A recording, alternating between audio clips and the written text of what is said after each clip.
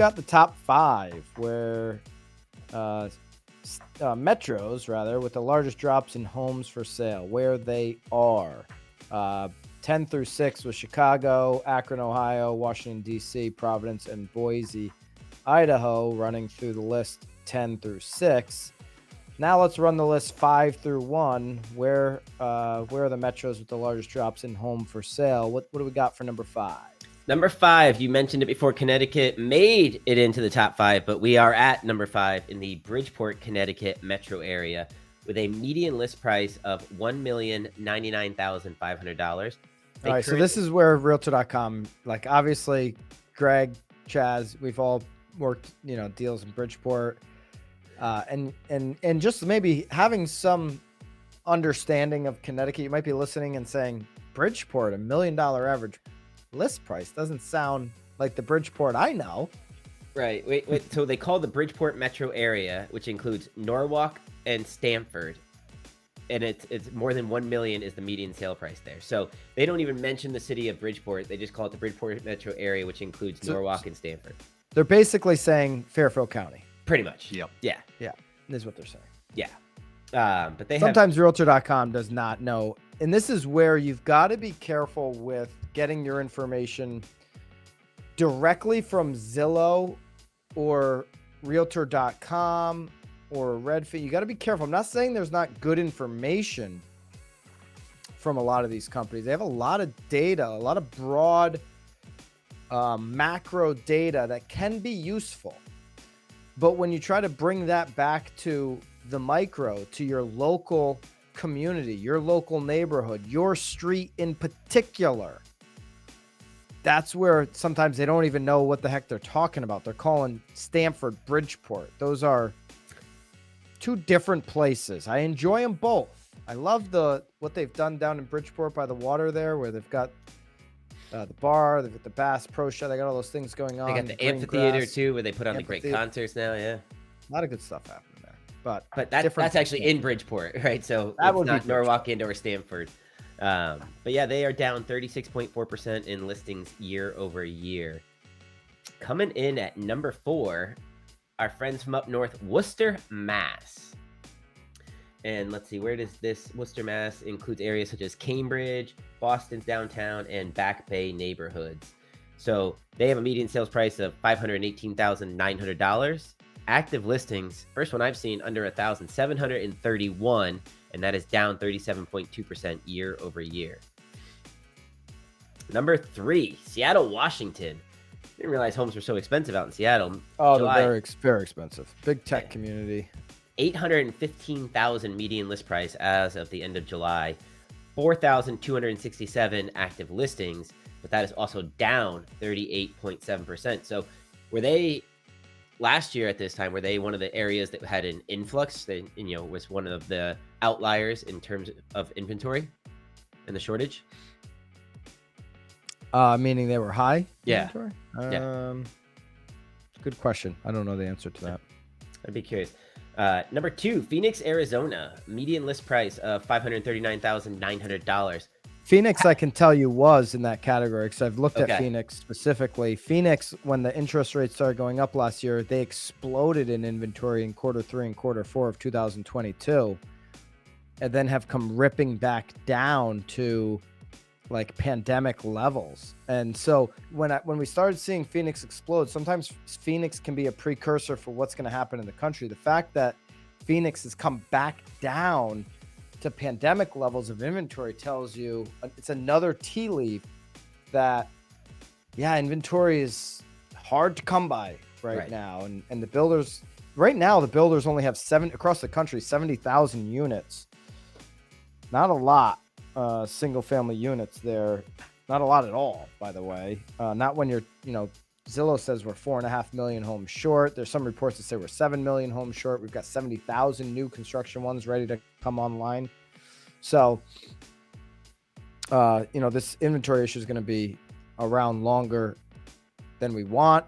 Kind of like high rates are going to be around sticking around for longer. Yeah, so even though they are down 42.4% year over year, they still have 8,232 active listings. So that is a significant amount of listings for Phoenix, Arizona. And number 1, not surprised here at all, Stockton, California has seen the biggest decrease in active listings at 56.2%. They only have 579 homes for sale with a median sale price of $587,800. Sounds like a deal for California. Right? Yeah. All right, there you go. There's your 10 metros with the largest jump in listings and the 10 with the biggest drop, according to Realtor.com data, who can't tell Bridgeport and Stamford apart. So take it for what it's worth. Question for you, because you made a comment about 70,000 new homes ready to come on the market. Do you know which parts of the country kind of are holding that inventory? Is it more densely? Well, I mean, Connecticut only builds 2,000 single-family units. I mean, single-family or condo, 2,000 new construction units for purchase a year. Okay, Jeez, a year. Right. This is 70,000 right now at this moment. Where are the majority of them? They're going to be in the Sun Belt area.